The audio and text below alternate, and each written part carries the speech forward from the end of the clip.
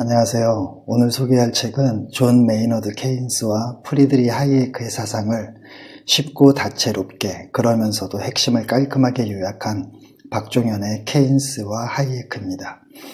사실 처음엔 케인스의 고용, 이자 및 화폐에 관한 일반 이론을 먼저 소개한 후 이 책을 다루려 했지만 일반 독자의 관점에서 500여 페이지에 걸친 수많은 어려운 용어들을 참고 읽어야 하는 노력과 그로 인해 얻을 수 있는 것을 고려할 때 건너뛰는 것이 낫다고 판단했습니다. 오늘 소개하는 책 사이사이에 원서의 내용을 선별해서 인용하는 것은 어떨까도 고민했지만 번역서의 번역도 부자연스러운 데다가 인용하기로 마음먹고 보니 인용하고 싶은 문장의 양도 워낙 많아서 그 또한 포기했고요. 그래도 오늘 소개하는 책이 보기 드물게 좋고 그래서 그만큼 PDF 파일도 꼼꼼하게 정리했으니 두세 번 정도는 정독하시길 부탁드립니다. 케인스의 책 고용, 이자 및 화폐에 관한 일반 이론의 의미는 이렇습니다. 고용은 실업의 필연성을 가리킵니다. 경제학자들이 꿈꾸는 완전 고용은 현실적으로 불가능하다는 거죠. 이자는 사전적 의미로는 화폐나 물건을 빌려 쓰는 대가로 지급하는 가격이지만 여기에서는 자본주의가 발달할수록 자본의 수익성이 나빠져서 기업의 이윤율이 떨어지는 상황을 가리킵니다. 화폐는 그 결과 발생하는 자본주의의 여러 문제를 해결하기 위한 정부의 통화정책을 의미하고요.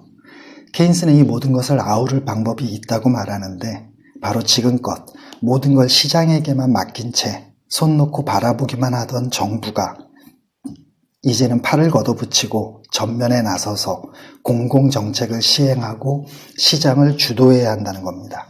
이것이 일반 이론의 의미이죠. 이렇게 정부가 개입해서 자본주의의 문제점을 개선하고 수정해야 한다고 주장했기에 케인스의 경제학을 수정자본주의라고 부릅니다. 반대로 하이에크는 아무리 아파도 시장 스스로 자신의 병을 치료할 수 있으니 행여 정부가 개입할 생각은 꿈도 꾸지 말라고 경고합니다. 정부가 시장에 개입하는 순간 국민은 정부의 노예로 전락하기 때문이라는 건데 이것이 바로 하이에크의 책 노예의 길의 의미입니다. 애덤 스미스에서 시작해 케인스 직전까지의 경제학은 자유방임주의라고 부릅니다. 시장이 건강하든 불치병에 걸려 죽던 모든 건 시장이 알아서 할 테니 정부는 일절 간섭하지 말고 야간에 도둑이나 잘 잡으라는 거죠. 하이에크는 이런 생각을 계승했기에 대장 노릇하려는 케인스의 정부가 싫었지만 완전히 따돌림 당하던 자유방임주의 정부도 보기 안쓰러웠습니다. 그래서 정부에게 국민 생활의 안전성 유지라는 조금은 모호한 한 가지 역할을 부여합니다. 바로 이런 차이점에 근거해서 이전의 자유방임주의는 고전적 자유주의로 하이에크의 경제학은 신자유주의라고 부르죠. 하이에크는 말합니다. 케인스는 많은 것을 아는 여우이고 자신은 한 가지 핵심만 아는 고슴도치라고. 현실적이고 실용적이던 케인스는 상황이라는 전략에 따라 자기의 이론인 전술을 곧잘 변경했지만 반대로 원칙적이고 이론적이던 하이에크는 평생을 가격기구인 시장에 대한 정부의 모든 개입은 악이라고 주장했습니다. 그래서 케인스의 장단점은 유연성이고 하이에크의 장단점은 경직성이라고 할 수 있죠. 하이에크가 정치학에서의 토머스 페인이라면 케인스는 에드먼드 버크인 셈입니다. 제가 이 둘의 특징을 단점이 아니라 장단점이라고 표현한 이유는 그것이 상황에 따라 좋은 것도 나쁜 것도 될 수 있기 때문입니다. 늘 급변하는 경제 상황에 따라 각기 다른 처방전을 사용할 수 있어야 합니다. 케인스가 수요는 부족하고 공급은 넘쳐나는 불황, 그러니까 상품은 남아도는데 시중에는 돈이 부족해서 물가가 하락하는 디플레이션 해결에 특화된 전문가라면 하이에크는 수요는 넘치는데 공급이 부족한 호황, 그러니까 시중에 돈은 남아도는데 상품은 부족해서 물가가 상승하는 인플레이션, 그리고 대체로 석유 같은 필수 원자재 가격의 상승으로 경기는 불황인데 물가는 호황기 때처럼 상승하는 스태그플레이션 해결에 특화된 전문가라고 할 수 있습니다. 이런 차이가 케인스는 수요에, 하이에크는 공급에 초점을 맞춘 이유죠. 해당 상황과 그 심각성에 따른 우선순위를 결정하고 그에 따라 하나씩 해결해 가는 것이 중요합니다. 이것이 제가 대부분 주장에 있어서 케인스를 지지하는 이유입니다. 한꺼번에 모든 것을 다 하려는 욕심을 부리면 결국엔 아무것도 이루지 못할 때가 참 많은데 이것은 자녀 교육에서도 마찬가지입니다. 예를 들어 영어 성적을 향상하기 위해선 단어, 문법, 듣기, 독해력이 필요한데 중학생 또는 고등학생인 아이가 이 네 영역 모두에서 바닥이라고 해보죠. 어찌해야 할까요? 많은 부모는 이 네 영역을 한꺼번에 모두 시킵니다. 그래야 영어를 완전히 그리고 잘하게 되리라는 생각에서 말이죠. 그럴지도 모릅니다. 그러나 대부분 부모가 아이의 성향, 자라면서 주로 접한 환경의 종류, 아이의 재능, 아이의 선호, 아이의 발달 속도, 암기력과 이해력 중 어느 것이 그나마 더 나은지 같은 아이의 상태와 능력이라는 너무도 중요한 사실은 간과합니다.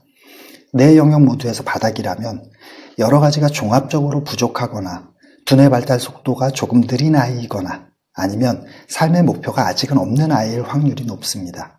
그런 아이에게 네 영역을 모두 소화하고 있거나 모두 잘하는 아이의 상태나 실력을 기준으로 제시하는 것이 과연 옳을까요?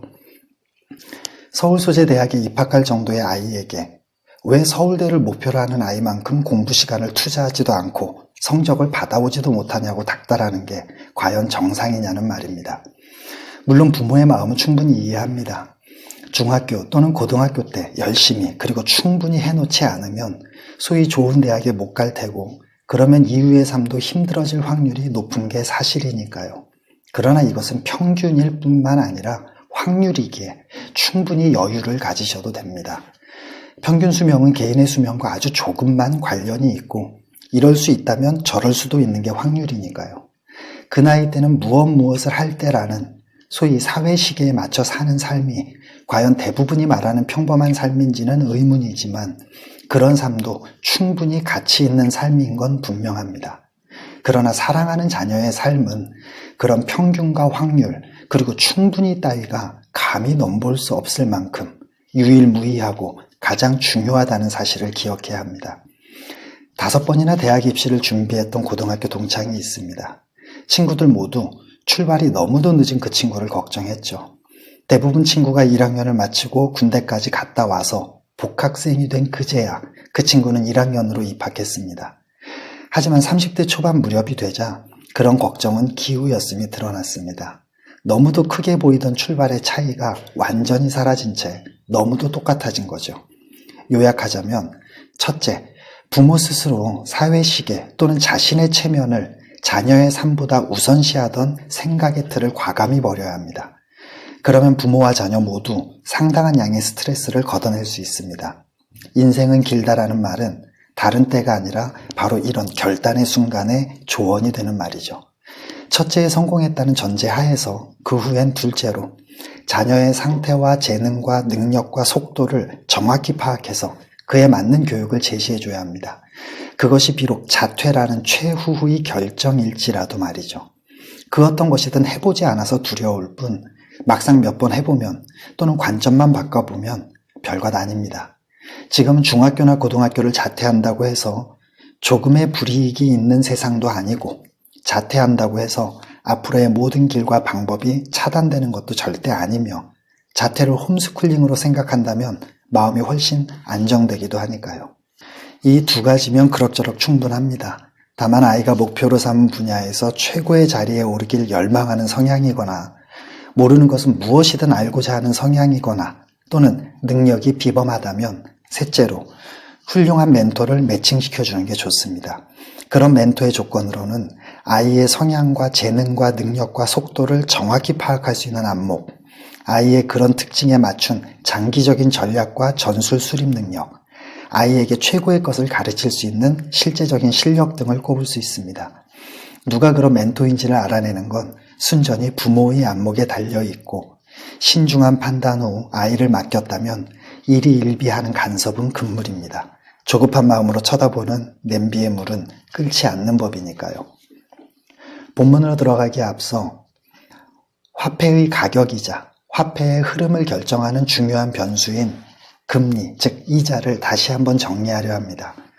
가장 일반적인 경제 관련 대화나 뉴스를 최소한 알아듣기 위해서 말이죠. 시중에 그리고 각자의 주머니에 돈이 넘쳐나면 비록 돈의 가치는 떨어질 망정 기분은 참 좋을 겁니다. 그리고 그런 상황이 곧 익숙해져서 앞으로도 다 잘 될 거라며 미래를 낙관적으로 보면서 돈을 흥청망청 쓸 테고요. 개인들이 그렇다면 은행도 돈이 부족하지는 않을 겁니다. 그래서 더 이상 저축을 받을 필요가 없어진 은행은 금리를 인하하죠. 은행에 맡겨도 이자를 많이 받지 못하니 저축하는 대신 다른 곳에 쓰라는 겁니다. 이것이 돈은 넘치고 실물 상품은 부족해서 물가가 상승하는 인플레이션입니다. 반대로 시중에 그리고 각자의 주머니에 돈이 부족해지면 당장 미래에 대한 불안감이 스멀스멀 피어오릅니다. 그러면 곧 소비를 줄이고 자산도 현금의 형태로 손에 꼭 쥐고 있으려고 할 겁니다. 사람들이 저축하지 않고 현금을 집안에만 쌓아놓으니 은행도 돈이 부족해져서 사업자금 좀 빌려달라는 기업의 요구를 맞춰줄 수가 없습니다. 그래서 은행에 돈을 맡기면 이자를 듬뿍 줄 테니 제발 저축 좀 하라고 금리를 인상하죠. 이것이 돈은 부족하고 실물 상품은 넘쳐서 물가가 하락하는 디플레이션이고요. 지금까지의 내용을 단순화하면 이렇습니다. 금리가 인하하면 가게는 돈이 넘쳐나고 기업의 투자도 활발해지지만 금리가 인상되면 가게는 돈이 부족해지고 기업의 투자도 둔해집니다. 거꾸로 가계에 돈이 넘쳐나고 기업의 투자도 활발한 상황이 지나치면 금리 인하를 통해 과열된 경기를 진정시키고 가계에 돈이 부족하고 기업의 투자도 둔화된 상황이 지나치면 금리 인상을 통해 침체된 경기를 끌어올리는 거죠. 18세기 중반 산업혁명과 함께 탄생한 자본주의는 거의 100년 동안 실패를 모르고 승승장구했습니다. 그러다가 처음으로 19세기 중반 마르크스와 엥겔스에게 옆구리를 조금 찔리긴 했지만 이후엔 보란듯이 제국주의라는 옷을 갈아입고서 다시 힘차게 세계로 뻗어나갔고요. 1917년 생각지도 못한 러시아에서 사회주의 혁명이라는 불의의 사고를 당하긴 했지만 별것 아니었기에 크게 개의치 않았습니다. 그러나 그것이 파상풍이 되어 목숨까지 위협할 줄 누가 알았겠습니까? 1929년 10월 세계 대공황이 닥친 거죠. 자본주의가 늘 건강하게 영원히 살 줄 알았던 경제학자들은 패닉에 빠졌습니다. 오늘 내일 하는 자본주의의 상태를 똑같이 보면서도 하이에크와 케인스는 전혀 다른 진단을 내립니다. 그러게 누가 그렇게 무식하게 처먹으래? 그러니 소화기능이 고장나는 게 당연하지 라며 과잉 투자에 따른 과잉 생산이라는 공급 초과에 초점을 맞춘 하이에크는 며칠 굶으면서 가만히 있으면 자연스럽게 나을 거라는 처방을 내렸습니다. 한편 스트레스성 장염으로 소화기능이 고장났네. 걱정거리라도 있니? 괜찮아. 다 잘 될 거니까 마음 편히 가져라며 미래에 대한 비관적인 기대 심리라는 수요 부족에 초점을 맞춘 케인스는 먹고 싶은 건 뭐든지 마음껏 사 먹으라는 처방을 내렸고요. 하이에크가 미래를 위해 현재의 근검 절약과 저축을 강조했다면 케인스는 당장 굶어 죽게 생긴 판에 미래는 무슨 미래냐며 현재의 소비를 강조한 셈입니다. 하이에크가 자연치유를 신봉했다면 케인스는 인위적인 치료를 주장한 셈이고요. 이런 관점의 차이는 시장의 기원과 경제 주체 간의 관계에 대한 주장에서도 그대로 드러납니다. 하이에크는 원론적인 관점에서 시장은 자연스럽게 형성된 본성과 같은 것이고 경제 주체들 역시 모두가 똑같은 조건에서 똑같이 동등함으로 무한 경쟁이 옳다고 말하지만 케인스는 현실적인 관점에서 시장은 여러 상황과 의도가 맞물리면서 형성된 일시적인 것이고 경제 주체들 사이에는 이미 불평등이 만연해 있으므로 무한 경쟁은 양떼를 이리떼 속에 풀어놓는 것과 다를 바 없는 무책임한 방치라고 말하죠. 한마디로 하이에크가 다른 모든 삶의 측면에 눈을 감은 채 오로지 경제만 바라본다면 케인스는 삶이라는 전체 속에서 경제라는 부분을 보는 셈입니다. 그래서 자본주의라는 경제 하에서 모든 삶이 이루어진다고 믿었던 하이에크에게는 절차와 경쟁의 공정성만 확보된다면 사회 정의가 실현될 수 있다는 원론적인 경제적 자유 하나만이 중요한 반면 도덕성이라는 선하고 좋은 삶을 위한 수단으로 효율성이라는 자본주의를 바라본 케인스에게는 그런 경제적 자유는 사람의 삶에서 필요 조건이기는 하지만 충분 조건은 절대 아니었습니다. 돈이면 다 되는 세상은 사람이 살만한 세상이 아니라는 거죠. 그래서 케인스는 경제학과 윤리학 사이의 긴장 관계에 관해 수없이 고민했던 거고요. 언제부터인가 인간을 포함해 모든 것의 가치평가 기준이 오직 단 하나, 돈이 되어버렸고 그것을 시대의 흐름이라는 호위무사들이 틈도 보이지 않을 만큼 겹겹이 에워싸고 있습니다. 그래서 각자가 각자의 재능을 발휘한다면 정신적으로도 물질적으로도 더 풍요로운 삶의 질을 누릴 수 있는 사회가 될 기회 자체가 원천봉쇄되고 있죠. 돈이 중요하지 않다는 게 아니라 돈만 중요하다고 여기는 것이 문제라는 겁니다. 재능 있는 이과생들은 의대로 몰리고 그 다음엔 전공과 상관없이 대기업과 공무원의 문을 두드립니다. 재능 있는 문과생들은 로스쿨로 몰리고 그 다음엔 역시 전공과 상관없이 대기업과 공무원의 문을 두드리고요. 사회적 인정과 연봉 때문이죠. 재능 있는 운동선수들도 높은 몸값을 받을 수 있는 몇몇 인기 종목으로 몰리고 재능 있는 음악인들도 대중가요로 몰리며 재능 있는 예술인들도 자기 작품에 매겨지는 가격에 촉각을 곤두세웁니다. 그리고 남녀노소 할 것 없이 모두가 일확천금을 꿈꾸며 부동산을 비롯해 주식과 가상화폐 투기에 눈이 멀어 있고요. 인성을 경시하고 무시한 대가로 상상도 못했던 인간이기를 포기한 범죄가 우후죽순 발생하지만 이미 인성이 무엇이고 왜 필요한지조차 까맣게 잊은 우리는 원인 분석조차 제대로 하지 못하고 있습니다. 세계 10위의 경제대국 중 노벨상 수상자가 단 한 명도 없는 유일한 나라라는 게 부끄럽다고 말하지만 노벨상을 가능하게 할 기초과학 분야는 숨이 붙어있는 게 기적이라고 할 만큼 차가운 무관심 속에 이미 기아에 허덕이고 있습니다. 세계 10위의 경제대국 치고 세계적인 석학이 한 명도 없다고 탄식하지만 지금도 인문학 전공자들을 보면 한심하다는 듯 인문학이 밥 먹여주냐며 핀잔만 해댑니다. 정치인들의 토론 수준이 너무 천박하다고 말하지만 어디에서도 근거 있는 주장과 변증법적 과정의 토론을 가르치고 배우려는 사람이 없습니다. 창의적인 글로벌 리더가 너무 없다고 말하지만 어릴 때부터 다양한 관점에서 깊이 생각하도록 교육하는 가정도 학교도 선생도 없습니다.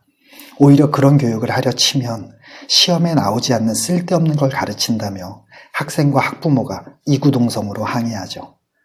어떤 문제나 사건이 발생하면 누구 하나 책임지려는 사람 없이 서로 핑계대고 떠넘기기 바쁘다고 비난하지만 어릴 때부터 시행착오를 통해 스스로 생각하고 판단하고 선택하고 그에 따르는 책임을 지는 훈련을 받은 적도 가르친 적도 없습니다. 이 모든 게 오로지 돈만 많으면 성공했다고 부러워하는 사회, 사람의 가치조차 그 사람의 연봉으로 판단하는 사회가 만들어낸 필연적인 모습이라고 말한다면 과연 과언일까요? 자녀가 부모를 죽이는 존속 사례가 우리나라의 전체 살인사건 중 가장 많은 31.7%를 차지합니다. 범행 목적은 역시 돈 때문이고요. 대부분은 가해자인 자녀들의 개인적인 인성으로 비난의 화살을 집중하지만 그것은 기본적 귀인 오류일 뿐입니다. 자녀는 부모의 거울입니다. 가정에서부터 철저히 돈의 노예로 사는 부모를 보고 자란 아이들에게 무엇을 바랄 수 있을까요? 툭하면 돈 때문에 싸우고 먹고 마시고 입고 노는 것에만 관심을 쏟고 책 한 권 읽는 모습, 여러 분야에 관한 진지한 대화가 오고 가는 모습 한 번을 보지 못하고 자란 아이들에게 주체적으로 생각하고 타인을 배려하며 사람으로서 지녀야 할 기본적인 인문학적 소양을 지니길 바라는 건 무리 아닐까요? 대중매체와 학교와 사회는 가정보다 심하면 심했지 못하지 않습니다. 그래놓고 괴물들이 태어났다며 슬퍼하는 척하는 건 악어의 눈물에 지나지 않습니다. 지금의 각종 범죄는 특정 가정만의 문제가 아닙니다. 언제 어디에서 그런 가정의 아이와 내 아이가 어떤 인연으로 만나게 될지 그 누구도 장담할 수 없으니까요. 모두의 일이 곧 내 일이라는 생각으로 돈보다는 사람을 넘어서 생명의 가치를 편법과 눈치보다는 원칙을 돌아보고 우선시해야 할 때라고 생각합니다. 고생하셨습니다. 다음 시간엔 심리학과 경제학을 융합한 안서원의 사이먼과 카너먼으로 찾아뵙겠습니다.